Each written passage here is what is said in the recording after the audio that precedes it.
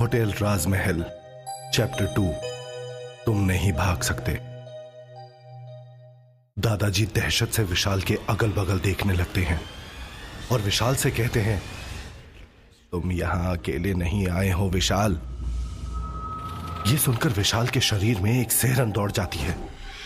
वो कांपती सी आवाज में पूछता है, अकेले नहीं आया हूं से आपका क्या मतलब है दादाजी? दादाजी धीरे से बोलते हैं, तुम्हारे साथ 2 लोग और भी यहां आए हैं विशाल। विशाल डरते डरते पूछता है, कहां है वो 2 लोग? दादाजी विशाल की उन बेचैन आंखों में देखकर कहते हैं, तुम्हारे अगल बगल है विशाल। विशाल को तभी 2 लोगों के हंसने की डरावनी आवाज आती है अपने दोनों तरफ से और वो अपने कानों पर हाथ रखकर चिल्लाता है, कौन है? कौन है यहां?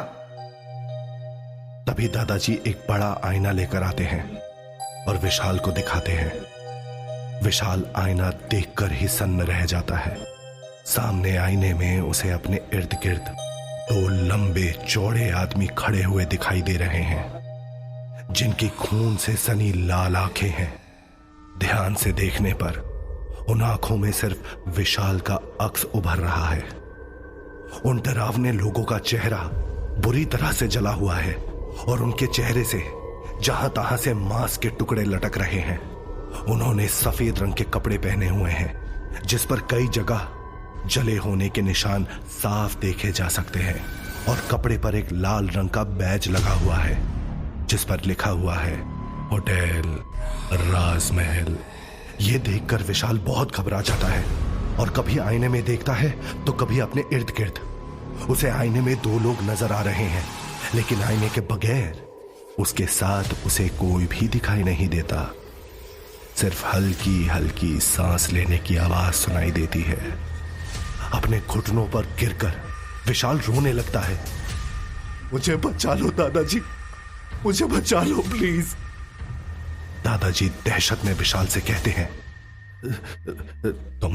तुम अभी के अभी यहां से चले जाओ। तुम जिस आग में सुलग रहे हो, तुम्हारी मदद करके मैं उस आग में अपने बेटा, बहू और पोते अमन को नहीं जला सकता। दादाजी दहशत में एक बार फिर बोलते हैं, तुरंत निकल जाओ मेरे घर से अभी। विशाल को यकीन नहीं हो पा रहा था कि जिस आदमी को उसने अपने सगे दादा से भी ज्यादा सम्मान दिया, वो उसे उसके सबसे बुरे वक्त में घर से निकाल रहे हैं। विशाल रोता रहा, लेकिन फिर भी वो अपना सामान लेकर रोते हुए अमन के घर से बाहर निकल जाता है। वही विशाल को निकलता हुआ देखकर दादाजी बड़बड़ाते हैं, तुमने होटल राजमहल में जाकर बहुत बड़ी गलती कर दी है विशाल, बहुत बड़ी गलती।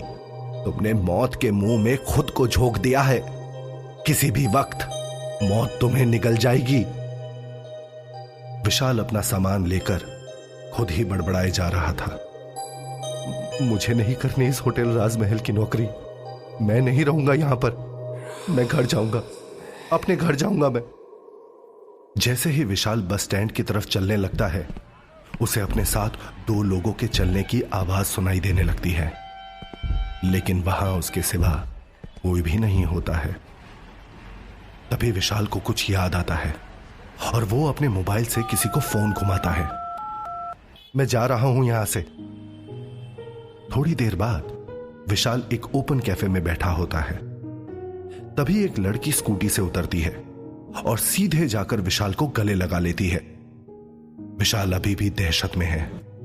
उसे अपनी गर्लफ्रेंड प्रिया को देखकर थोड़ी तसल्ली होती है, लेकिन वो प्रिया से कहता है, दूर रहो मुझसे, मैं अकेला नहीं हूं। प्रिया विशाल की यह बात समझ नहीं पाती और उसके सामने की कुर्सी पर बैठकर वो अपने हाथ विशाल के हाथ पर रखते हुए पूछती है, क्या हुआ विशाल, ये तुम किस तरह की बातें कर रहे हो? कौन है तुम्हारे साथ? विशाल दहशत में बोलता है, मैं तुम्हें नहीं बता सकता। प्रिया विशाल की हालत देखकर परेशान तो होती है, लेकिन बात को बदलते हुए पूछती है, तुम अपनी नई नौकरी छोड़कर वापस अपने घर दौसा क्यों जा रहे हो?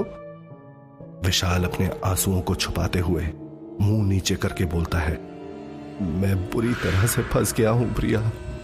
इतना कहते हुए विशाल जैसे ही सामने की ओर देखता है तो उसे प्रिया की जगह होटल की मालकिन मल्लिका शेखावत दिखाई देती है। उसे देखते ही विशाल की आंखों में दहशत उभर आती है और वो अपना हाथ एकदम से पीछे खींच लेता है। वहीं मल्लिका विशाल को घूरते हुए कहती है, जितने लोगों को तुम ये सब बातें बताते जाओगे उतने ही लोग तुम्हारी तरह इसमें फंसते चले जाएंगे। ये सुनकर विशाल के रोंगटे खड़े हो जाते हैं और वो डर के कारण अपनी सीट से भी खड़ा हो जाता है। तभी प्रिया बोलती है, विशाल तुम इतना अजीब क्यों बिहेव कर रहे हो? विशाल सिर्फ प्रिया की तरफ एक नजर देखता है। प्रिया तुम इस सब से दूर रहो। इतना बोलकर वो अपना बैग उठाकर वहां से चला जाता है। प्रिया हक्का बक्का रह जाती है और विशाल को बहुत रोकने की कोशिश करती है, लेकिन विशाल उसकी कोई बात नहीं सुनता। धीरे धीरे शाम ने अपने पैर बिखेरने शुरू कर दिए होते हैं। विशाल बस स्टैंड के पास लगे हुए एक बड़े से पेड़ के नीचे बैठा अपने गांव दौसा जाने की बस का इंतजार करता है। बार बार उसे प्रिया का फोन आ रहा होता है, लेकिन विशाल अपनी सुध-बुध में था ही कहां जो वो फोन की तरफ देख भी पाता। रात के 9:30 बजे के करीब दौसा जाने वाली बस आकर रुकती है और कंडक्टर चिल्लाता है, आमली, जलालपुरा, दौसा, जगसोली की सवारियां चढ़ जाओ जल्दी। विशाल दौसा का नाम सुनते ही बस में झट से चढ़ जाता है। थोड़ी देर बाद कंडक्टर उसके पास आता है और बड़े ही रहस्यमयी मुस्कुराहट के साथ विशाल से कहता है, कहां भाग कर जाओगे तुम? विशाल डर के मारे कांपने लगता है और हकलाते हुए कहता है, मैं कहां भाग रहा हूं? मैं तो अपने घर जा रहा हूं। तभी कंडक्टर हैरान होकर कहता है, अरे ओ भैया, मैं ये पूछ रहा हूं कहां जाना है तुमको? विशाल ने अपनी घबराई धीमी आवाज में कहा, दौसा जाना है, दौसा, एक टिकट दे दीजिए। कंडक्टर ने एक बार फिर मुस्कुराते हुए कहा, एक टिकट पर 3 लोग जाओगे? विशाल की आंखों में दहशत नजर आने लगी और उसने अपने अगल बगल देखते हुए कहा, क्या आपको मेरे साथ 2 और लोग दिखाई दे रहे हैं? कंडक्टर परेशान होकर बोला, क्या भैया, लगाकर बस में चढ़े हो क्या? ये क्या बोले जा रहे हो? बोलो कितने टिकट काटूं? कितने लोगों ने जाना है, 1 या 3? विशाल को कुछ समझ नहीं आ रहा होता कि उसके साथ ये सब क्या हो रहा है। वो घबराई आवाज में कहता है, 1 टिकट दे दो। कंडक्टर बड़बड़ाते हुए उसे टिकट देकर आगे बढ़ जाता है। वहीं विशाल का सर घूमने लगता है। वो अपना सर पकड़ के सोचने लगता है, ये सब क्या हो रहा है मेरे साथ? कहीं मैं पागल ना हो जाऊं। बस चल पड़ती है और विशाल के चेहरे पर एक सुकून उभर आता है। शायद खुली आंखों से देखा उसका सबसे बुरा सपना अब खत्म होने वाला है। देखते ही देखते विशाल की आंख लग जाती है। कुछ समय के बाद विशाल को एक अजीब सी बदबू महसूस होती है। ऐसी बदबू अक्सर सड़ती हुई लाशों से आती है। इस बदबू की वजह से ना चाहते हुए भी विशाल की आंखें खुल जाती हैं और वो अपने सामने का नजारा देखकर दंग रह जाता है, क्योंकि वो उस समय अपने गांव जा रही बस में नहीं बल्कि खुद को होटल राजमहल के रिसेप्शन पर पाता है और सामने दीवार पर लगी बड़ी सी घड़ी के कांटे 11 बजा रहे होते हैं। ये देखकर विशाल की कपकपी छूट जाती है। मैं तो बस में था, यहां कैसे आ गया? विशाल को होटल का दरवाजा खुला हुआ दिखाई देता है और वो तेजी से बाहर निकलने के लिए उस तरफ भागता है, लेकिन जैसे ही विशाल बाहर निकलने वाला होता है कि तभी धड़ाम की आवाज के साथ दरवाजा उसके चेहरे पर बंद हो जाता है। विशाल बंद दरवाजे को पीटकर जोर जोर से चिल्लाता है, जाने दो मुझे, प्लीज मुझे यहां से जाने दो। विशाल को तभी बहुत जोर से आवाज सुनाई देती है। यह सुनकर विशाल डरकर जैसे ही पीछे मुड़कर देखता है तो उसे अपने सामने 120 जले हुए लोग दिखाई देते हैं। जिनके चेहरे पर अजीब सी बेचैनी नजर आ रही है, और वे लोग विशाल को ही देख रहे हैं। ये देखते ही विशाल के होश उड़ जाते हैं और वो लोग एक साथ बोलते हैं, तुमने आने में क्यों देर कर दी विशाल? इसी आवाज के साथ पूरा होटल गूंजने लगता है। विशाल ये सब देखकर दहशत में अपनी जगह पर ही गिरकर बेहोश हो जाता है। जब विशाल को होश आता है तब उसके सामने वहां कोई भी नहीं होता। विशाल दरवाजे के सहारे वहीं बैठकर रोने लगता है।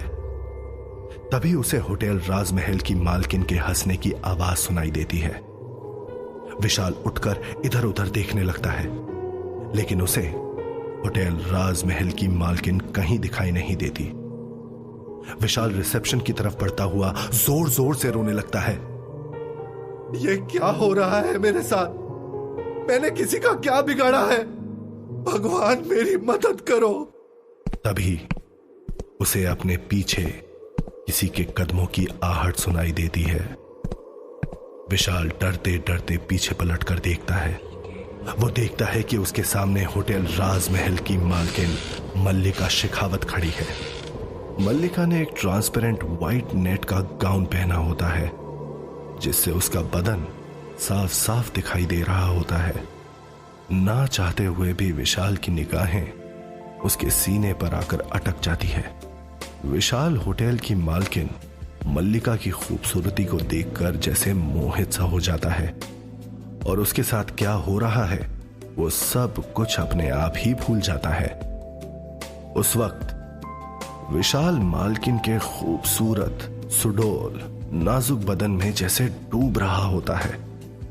उसका गोरा मखमल सा बदन विशाल के सामने है, और जैसे वो विशाल को अपनी तरफ हौले हौले से बुला रही है।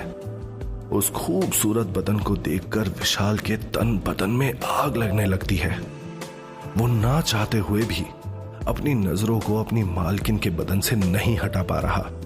उसने इतनी सुंदर सुडोल शरीर वाली लड़की की कभी कल्पना भी नहीं की थी। विशाल की आंखों में उस वक्त सिर्फ मालकिन का खूबसूरत बदन और उसे पा लेने की चाहत के सिवा और कुछ भी नहीं है। इस सन्नाटे को तोड़ते हुए मल्लिका बोलती है, सिर्फ देख क्या रहे हो विशाल? आओ ना मेरे पास, मुझे छुओ, मेरे करीब आओ विशाल। उस दिन तो तुम कुछ नहीं कर पाए थे, लेकिन आज तुम्हारे पास एक खुला मौका है। आओ, पास आओ मेरे। ये कहते हुए अपनी लंबी उंगलियों से वो विशाल को अपनी तरफ आने का इशारा करने लगती है। इतना कहते कहते मालकिन अपना वो ट्रांसपेरेंट गाउन भी उतार देती है। विशाल ये देखकर अपनी नजरें दूर करते हुए कहता है, ये आप क्या कर रही हैं मैम? प्लीज अपने कपड़े पहन लीजिए। लेकिन वही मल्लिका धीरे धीरे कदमों से विशाल की ओर बढ़ती है और विशाल के गालों पर प्यार से किस करती है। विशाल अपनी आंखें बंद कर लेता है और उसकी दिल की धड़कन तेज होने लगती है। उसके शरीर के रोंगटे खड़े हो जाते हैं। ऐसा एहसास उसे इससे पहले कभी नहीं हुआ था। विशाल तेज तेज सांस लेने लगता है और तभी मालकिन कहती है, तुम कल भी कुछ नहीं कर पाए थे और आज भी कुछ नहीं कर पा रहे हो। इतना कहकर वो जोर जोर से हंसने लगती है और उसकी हंसी पूरे राजमहल की खामोशी को जैसे तोड़ने लगती है। तभी अचानक से मल्लिका विशाल के बिल्कुल नजदीक आ जाती है, मानो दोनों का शरीर एक दूसरे को स्पर्श करने लगता है। मल्लिका के सुर अचानक बदल जाते हैं और वो विशाल के कान में गुस्से से फुसफुसाती है, भागने की कोशिश कर रहे थे? इतना याद रखना, तुम किसी भी तरफ जाओ लेकिन लौट कर आओगे यहीं मेरे होटल राजमहल में। विशाल जैसे ही मल्लिका की तरफ देखता है, उसके सामने वहां कोई भी नहीं होता। तभी एक जवान सुंदर आदमी अपने हाथ में गन लिए होटल में दाखिल होता है। विशाल उससे पूछता है, आप कौन हैं? लेकिन वो आदमी विशाल की बात को अनसुना करते हुए सीढ़ियों से ऊपर चढ़ने लगता है। विशाल ये देखकर थोड़ा सकपका जाता है और उस आदमी के पीछे पीछे जाता है। वो आदमी चलते चलते मालकिन मल्लिका के कमरे के दरवाजे को लात मारते हुए अंदर चला जाता है। दरवाजा खुला रहने की वजह से विशाल को अंदर का दृश्य साफ दिखाई दे रहा होता है। मैंने तुम्हें दिल से चाहा और तुमने मुझे बर्बाद कर दिया, मुझे तबाह कर दिया। मल्लिका ने रोते हुए राजवीर को समझाते हुए कहा, मैंने कुछ नहीं किया राजवीर। राजवीर ने गुस्से से गन को मल्लिका की तरफ तानते हुए कहा, जीते जी मार दिया तुमने मुझको। मैंने तुम्हारे लिए अपने मां बाप को छोड़ दिया और तुमने मेरे प्यार को धोखा दे दिया। मल्लिका ने रोते हुए कहा, जो हुआ उस पे मेरी कोई गलती नहीं है, लेकिन मैं जानती हूं तुम किस दुख से गुजर रहे हो, क्योंकि मैं खुद टूट गई हूं राजवीर। मेरे दामन पर दाग लगा है, मुझे मार दो, मैं ये इल्जाम लेकर नहीं जी सकती। मल्लिका अपने घुटनों पर बैठ जाती है और राजवीर के हाथ में पकड़ी बंदूक की नाल अपने सर पर लगाकर वो बोलती है, यही मेरी सजा है, मुझे गोली मार दो राजवीर। मल्लिका अपनी आंखें बंद कर लेती है। आंसुओं की धारा उसकी आंखों से बहने लगती है और तभी राजवीर अपना हाथ पीछे खींचते हुए कहता है, तुमको सजा मिलेगी। मल्लिका अपनी आंखें खोलकर राजवीर को देखने लगती है। राजवीर आगे बोलता है, लेकिन मौत मेरी होगी। इससे पहले मल्लिका कुछ भी कर पाए, राजवीर अपनी कनपट्टी पर बंदूक लगाता है और गोली चला देता है। उसके खून के छींटे मल्लिका के चेहरे को लाल रंग देते हैं और धपाक से राजवीर का बदन फर्श पर गिर जाता है। मल्लिका को यकीन नहीं होता कि क्या हो गया। वो राजवीर को पकड़कर चिल्ला चिल्ला कर रोती है। यह देखकर विशाल से रहा नहीं जाता और वो भागकर उस आदमी की तरफ जाता है, उसे हाथ लगाकर उठाने की कोशिश करता है। तभी अचानक राजवीर की बंद आंखें खुल जाती हैं। विशाल ये देखकर डरकर पीछे की ओर भागता है। देखते ही देखते राजवीर के हाथ में मौजूद बंदूक का मुंह विशाल की ओर घूम जाता है।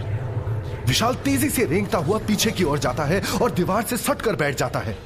डर के मारे विशाल अपनी आंखें बंद कर लेता है। उसे लगता है जैसे कि यह बस उसकी जिंदगी का आखिरी लम्हा है। कुछ देर कुछ ना होता देखकर विशाल जैसे ही अपनी आंखें खोलता है तो उसके सामने कुछ भी नहीं होता। इतनी ही देर में होटल राजमहल की लाइट जलने बुझने लगती है और उसे महसूस होता है जैसे बहुत सारे लोग उसके आसपास घेरा बनाए हुए खड़े हैं। दहशत के मारे जैसे विशाल की जुबान जम जाती है और वो चाहकर भी कुछ बोल नहीं पाता। कुछ ही पलों में लाइट फिर से आ जाती है और वहां कोई भी नहीं होता, लेकिन उसके सामने उसकी मालकिन मल्लिका खड़ी होती है, जिसके बदन पर खून के धब्बे साफ दिखाई दे रहे होते हैं। मल्लिका घूर कर विशाल को देख रही होती है। उसकी आंखों में दर्द के साथ साथ गुस्सा भी साफ छलक रहा होता है। विशाल की ओर देखकर वो कहती है, ये सब तुम लोगों की वजह से हुआ है। तुम लोगों के कारण मेरा घर बसने से पहले ही तबाह हो गया। मैं तुम्हें नहीं छोड़ूंगी विशाल। विशाल अपनी जान बचाने के लिए वहां से भागते हुए सीढ़ियों से नीचे आता है। वो भागते हुए होटल राजमहल के दरवाजे की ओर जाता है और दरवाजा खोलने की कोशिश करता है। कोई मुझे यहां से बाहर निकालो, मेरी हेल्प करो प्लीज। उसी वक्त विशाल के कानों में मल्लिका की आवाज आती है, तुम यहां से नहीं भाग सकते विशाल, तुम अब होटल राजमहल के गुलाम हो। तुम चाहे कितनी भी कोशिश कर लो यहां से दूर भागने की, तुम दुनिया के जिस भी कोने में होगे, तुम रात के 11 बजे ही खुद ब खुद होटल राजमहल पहुंच ही जाओगे। अभी तो बस ये शुरुआत है, आगे आगे देखते जाओ। यहां अभी इतने राज खुलने वाले हैं जिनका तुम हिसाब भी नहीं लगा सकते। तुम जितना भागना चाहते हो भाग लो विशाल, तुम लौटकर यहीं आओगे, इसी होटल राजमहल में। तो क्या होगा आगे? क्या रिश्ता है विशाल का होटल राजमहल की मालकिन से? क्या विशाल कभी खुद को इन सब से बचा पाएगा, या हमेशा के लिए इस होटल राज महल में यह राज सिर्फ राज ही रह जाएगा?